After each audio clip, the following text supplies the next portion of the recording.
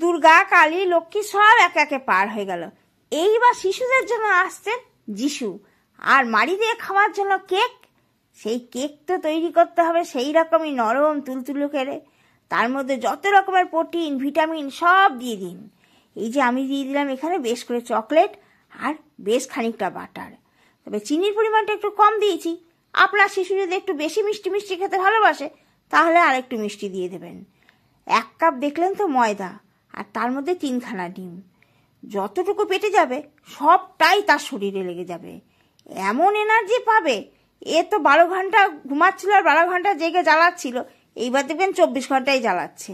সে জ্বালাক, শিশুর পুষ্টি হবে, এতে মা বাবা সব থেকে বেশি খুশি।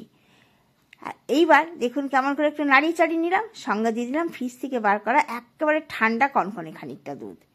দেবো মিক্সিং জারটা 2-3 পাক আচ্ছা করে ঘুরিয়ে। কেক যা হবে প্রথমে তো দেখলেই নি। আর চকলেটটা কেমন টুকটুক করে গুঁড়ো হয়ে গেছে। সঙ্গে বেকিং পাউডার 1 চামচ আর বেকিং সোডা 1/2 চামচ। আর এবারে দাঁড়ানো যাবে না, ভালো করে নাড়িয়ে চাড়িয়ে একে গুলিয়ে নিয়েছি। সঙ্গে সঙ্গে নিয়ে নিয়েছি কেকের বাটিটা। এবার খানিকটা বাটার দিয়ে একটু গরম করে গোটা বাটিটা ভালো করে মাখিয়ে নিয়েছি।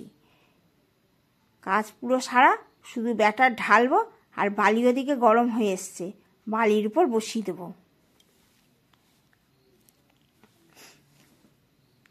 এই বাটিটা বহুত পুরনো, জানি না এখন আর এরকম জিনিস পাওয়া যায় নাকি, তবে এতে যা কেক হয়, প্রত্যেকটা কেক করলেই হাউসফুল, শুধু নামাতে যেটুকু সময়। এই দেখুন বালিটা গরম হয়ে গেছে, আর এইবার বসিয়ে ঢাকাটা দিয়ে ঠিক গুনে গুনে 40 মিনিট। এরপর আপনি বাড়ির আনাচে কানাচে উঠানে পিছনে সামনে যেখানেই থাকেন গন্ধে আপনাকে ডেকে নিয়ে চলে আসবে যে এবার আমাকে বন্ধ করে নামা, পুরে ঠিক হয়ে গেছি। আর দেখুন একদম বলতে না বলতে পাক্কা 40 মিনিট ঘড়ি ধরে একেবারে। এবার নামিয়ে নেব।